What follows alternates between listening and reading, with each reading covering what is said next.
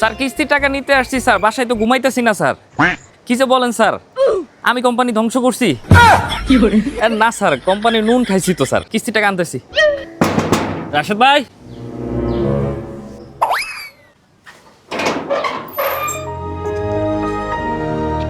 ভাই ওই high high loan company থেকে আসছিলাম। ধুর, ওইসব লোন টোন আমি দিতে পারবো না। আমাদের লোনের টাকা নিয়ে হজম করতে পারবেন না কিন্তু। এই জন্যই তো লোনের টাকা না খেয়ে বাড়ি করেছি। হজমে কোনো সমস্যা নাই। আপনি টাকা নিয়ে গরু ফার্ম দিয়েছিলেন না? হ্যাঁ ছিল তো, বিক্রি করে দিছি। আরে মেয়ে, ওটা তো লোনের টাকা করেছিলেন। ঘোড়ার ডিম করছি, ওটা তো ইট বালু সিমেন্ট দিয়ে করছি। তাহলে ওই ইটা বালু সিমেন্ট কোথায় পাইছেন? কেন, দোকানে? ভাই ইটা বালু তো দোকান থেকে কিনছেন, সেটা আমিও জানি। ইটা বালু কেনার আগে কি দিয়েছিলেন? বিকাশ থেকে লোন করে টাকা দিয়েছি। মানে?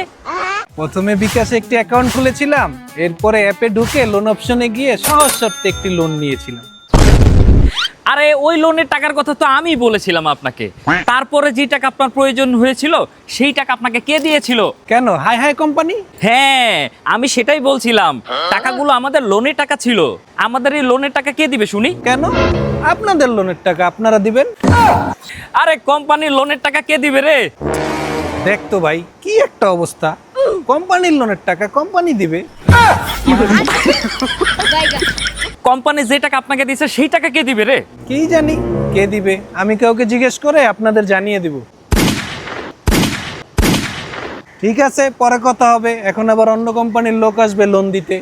স্যার, আমি আপনার কোম্পানির নুন খেয়েছি, আমার থেকে আপনি 1 প্যাকেট নুন নিয়ে যান।